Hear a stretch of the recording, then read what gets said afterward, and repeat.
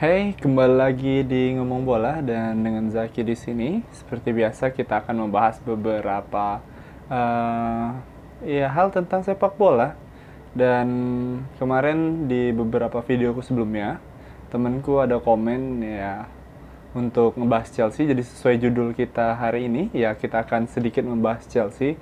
Dimana kita tahu Chelsea musim ini sedang mengalami salah satu musim yang sangat-sangat fenomenal, dimana ya sang owner sebelumnya yaitu Roman Abramovich dengan secara terpaksa harus melepas klub yang dia cintai yaitu Chelsea karena alasan politis, di mana saat itu perang Rusia dan Ukraina bergejolak, dan Abramovich yang merupakan salah satu pengusaha yang dekat dengan Presiden Rusia Vladimir Putin harus merelakan klubnya yaitu Chelsea FC untuk dilepas. Dan ya kita tahu sekarang Chelsea sudah dibeli dan under new owner yaitu seorang Todd Boehly dari Amerika. Dan ya Todd Boehly ini bukan orang yang suka sepak bola, tapi dia lebih suka pada bisnis, karena kita tahu sepak bola merupakan salah satu olahraga yang menjadi industri sekarang. Jadi ya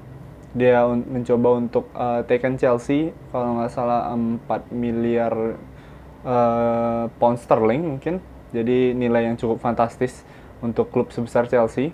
Dan ya terkait dengan rumor transfernya, kita tahu Chelsea baru saja melepas seorang Romelu Lukaku dan Antonio Rudiger. Rudiger dilepas secara gratis ke Real Madrid, sementara Lukaku dipinjamkan ke Inter setelah tidak perform selama musim kemarin. Dan beberapa signing yang ingin dilakukan oleh Chelsea musim ini under Todd Boehly adalah mengincar seorang Ousmane Dembele, yaitu right wingnya Barcelona yang belum saja menaikkan kontrak baru dengan Barca.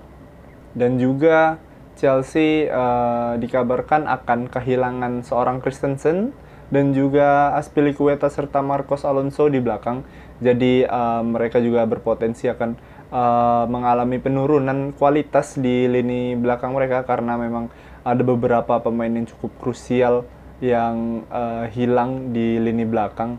Jadi menarik untuk melihat bagaimana owner baru ini menerapkan manajemen baru, karena kita tahu bahwasannya beberapa hari yang lalu juga direktur operasionalnya Chelsea yaitu Ibu Marina Granovskaya itu juga mengundurkan diri. Jadi tidak ada lagi Marina ini kan merupakan salah satu orang kepercayaannya Abramovich, jadi tidak ada lagi legasinya Abramovich. Dan kurasa ya memang setiap ada kekuasaan baru pasti kekuasaan yang lama akan semua coba dihapuskan dan coba di rebuilding dengan legacy yang baru atau ya sebuah kepemimpinan yang baru. Dan ini yang akan dilakukan Todd Boehly.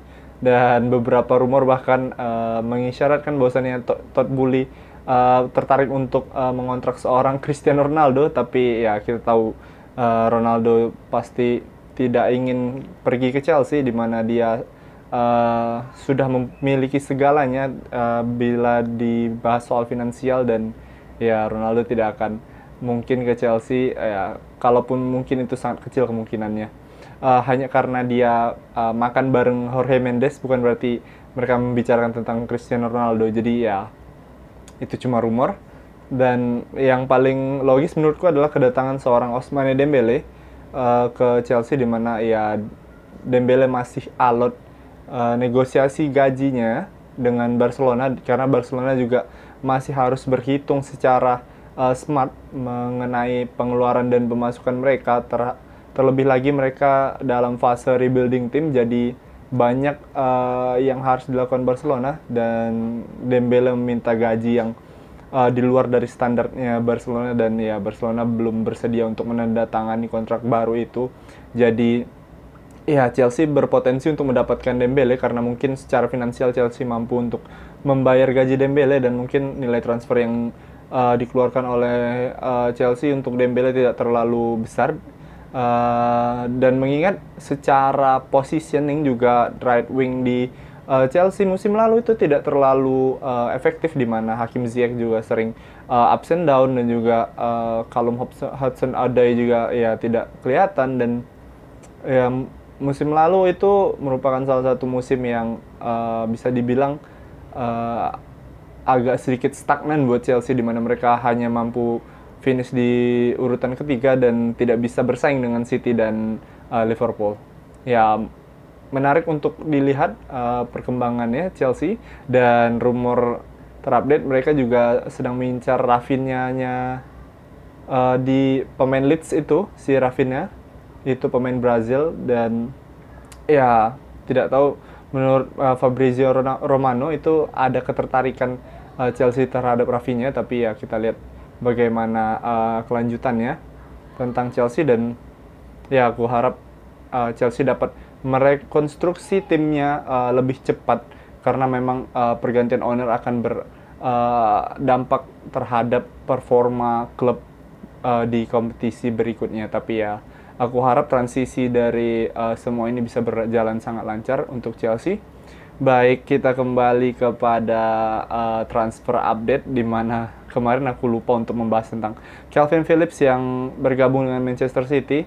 Kita tahu City telah kehilangan seorang Fernandinho yang ya aku rasa udah habis juga masanya, karena Fernandinho juga udah tua, dan ya dia terlihat sekali musim kemarin itu dia tidak bisa come up menjadi pemain yang memberikan nilai plus untuk City, terutama di lini belakang. Dan kita tahu saat lawan Real Madrid dia dihabisi oleh seorang Vinicius Junior. Jadi sudah selayaknya untuk City ya membeli pemain yang bisa tetap berkompetisi, karena kita tahu Pep ingin dua orang di setiap posisi yang ditempati. Jadi kita tahu di Inggris Calvin Phillips bermain sebagai defensive midfielder. Jadi ketika dia masuk, dia akan bersaing dengan Rodri untuk posisi defensive midfielder 4-3-3-nya Pep Guardiola. Dan ini cukup bagus untuk Phillips sendiri untuk mengembangkan bagaimana bakat dia. Dan ya, dia juga merupakan salah satu defender yang bisa dibilang lumayan bagus penampilannya di Euro kemarin berdampingan dengan Declan Rice. Cuman menarik untuk melihat seorang Calvin Phillips yang bermain di sistem 4-3-3 City, di mana dia akan diplot menjadi satu-satunya defensive midfielder. Dan ya, aku rasa ini akan menjadi sebuah tantangan bagi Calvin Phillips untuk membuktikan bahwasannya dia worth it di City. Dan di sisi lain kita tahu ada beberapa transfer lagi yang terjadi, yaitu Gareth Bale yang ke Los Angeles FC atau LAFC. Ya, setelah kita tahu bagaimana dia mengakhiri karirnya di Real Madrid dengan tidak cukup baik, dan ya menjadi